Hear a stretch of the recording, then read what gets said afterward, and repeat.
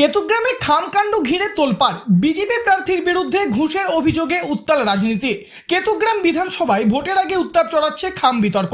BJP প্রার্থী অনাদি ঘোষ ওরফে মথুরা ঘোষের বিরুদ্ধে সরাসরি ঘুষ দিয়ে ভোট প্রভাবিত করার অভিযোগ তুলেছে আইএসএফ। এই ঘটনাকে কেন্দ্র করে শুরু হয়েছে তুমুল রাজনৈতিক চর্চা, যেখানে শাসক বিরোধী সব পক্ষই একে অপরকে নিশানা করতে ব্যস্ত। বিষয়টি ইতিমধ্যে নির্বাচন কমিশনের দোরগোড়ায় পৌঁছেছে।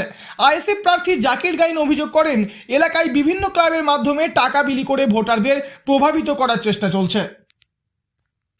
হ্যাঁ, ব্যাপারটা হচ্ছে বিভিন্ন ক্লাবে যারা দায়িত্বে আছে তাদেরকে প্রভাবিত করছে টাকা দিয়ে ভোট কেনার, এবং টিএমসি এবং বিজেপির যে বাইনারি মানুষ তা জেনে গেছে, এবং সেই ক্ষেত্রে এই কেতুগ্রামবাসী এবং জোট প্রার্থী সিপিএম আইএসএফ এর দিকে ঝুঁকছে। তো এই বাইনারি অলরেডি মানুষের কাছে খবর ছড়িয়ে পড়েছে এবং এর বিরুদ্ধে মানুষ উপযুক্ত জবাব দিচ্ছে। এভাবে কি ভোটারে বেরিয়ে টাকা দেওয়া যায়? না, এটা ইলেকশন কমিশন নিশ্চয়ই এটা নিয়ে অবশ্যই তারা এটা নিয়ে ভাবছে, দেখছে। কি চাইছেন আপনারা? আমরা চাইছি যে এটা প্রভাবিত করা যায় না। মানুষের রায়কে, স্বতঃস্ফূর্ত রায়কে মানুষকে দিতে হবে, তার অধিকারকে প্রয়োগ করতে দিতে হবে। প্রভাবিত করা এটা উচিত নয়। বাম সমর্থিত এই প্রার্থীর দাবি, প্রশাসনের কড়া নজরদারি না থাকলে পরিস্থিতি আরও খারাপ হতে পারে। এদিকে তৃণমূল কংগ্রেসও এই ইস্যুতে বিজেপিকে আক্রমণ করতে ছাড়েনি। তৃণমূল প্রার্থী শেখ শাহনাজের অভিযোগ, বিভিন্ন জায়গায় আইন কানুনের তোয়াক্কা না করে টাকা বিলি করা হয়েছে। আমাদের কাছে একাধিক প্রমাণ রয়েছে। একই সঙ্গে নির্বাচন কমিশনের ভূমিকা নিয়েও প্রশ্ন তুলে তারা দাবি করেছে, অভিযোগ জানানো হলেও কমিশনকে যথেষ্ট সক্রিয় দেখা যাচ্ছে না।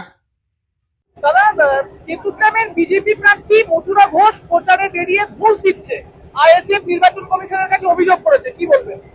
এটা সত্যি একদম, যে যখন গাজনের সময় ছিল, সেই গাজনের সময় ও মন্দিরে গিয়ে গামছা বিলি করেছে, পয়সা দিয়েছে, এখানে ঘাটেও পয়সা বিলি করেছে। ইলেকশন কমিশনকে জানানো করে এমন সময় পৌঁছাচ্ছে, তখন অলরেডি ও টাকা পয়সা, গামছা ইত্যাদি ভক্তদের দিয়ে ফেলেছে। আমরা জানি এগুলো দেওয়া বেআইনি, সেই জন্য আমরা আইন মেনে চলেছি।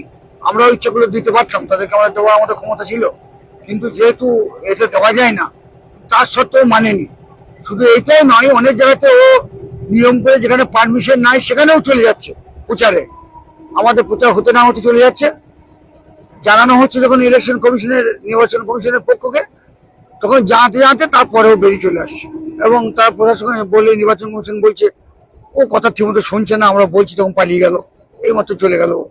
এরকম হচ্ছে। এটা সত্যি যে বিভিন্ন জায়গায় আইন কানুনের তোয়াক্কা না করে টাকা পয়সা ঘুষ দিয়ে গাজনের সময়ে অনেক ভক্তদের কাছে ও ঘুষ দিয়েছিল, আর সেটা অনেক লোকেও দেখেছে, অনেক প্রমাণও আছে। ঘটনার সূত্রপাত কয়েকদিন আগে কোমরপুর এলাকায় বিজেপির প্রচার সভা ঘিরে। 17 এপ্রিলের সেই কর্মসূচিতে অনাদি ঘোষের হাতে একটি খাম দেখা যায়, যার ছবি দ্রুত ভাইরাল হয়ে পড়ে। এরপরই শুরু হয় জল্পনা, ওই খামে কি ছিল? বিরোধীদের দাবি, সেটিই ছিল ভোট কেনার চাবিকাঠি। যদিও সমস্ত অভিযোগ উড়িয়ে দিয়েছেন বিজেপি প্রার্থী অনাদি ঘোষ। তার বক্তব্য, আমি কোনো টাকা বিলি করিনি, মন্দিরের পুজোর জন্য 5,000 টাকার একটি বিল আমাকে দেয়া হয়েছিল, সেটাই ওই খামে ছিল।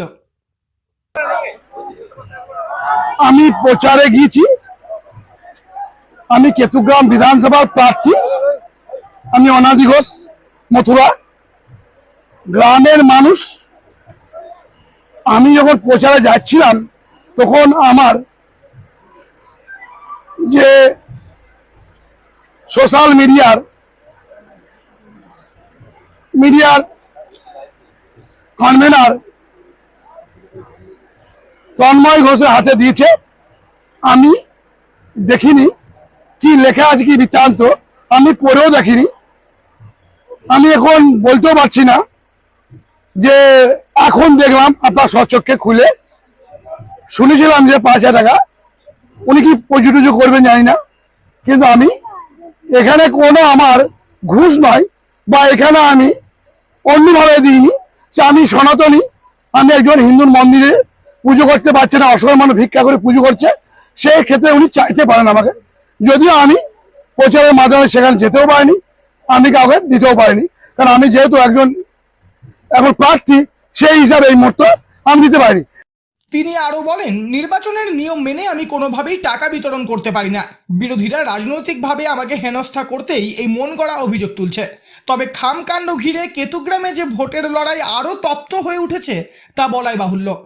পূর্ব বর্ধমান থেকে বনোয়ারিলাল চৌধুরী, লোকাল 18 বাংলা।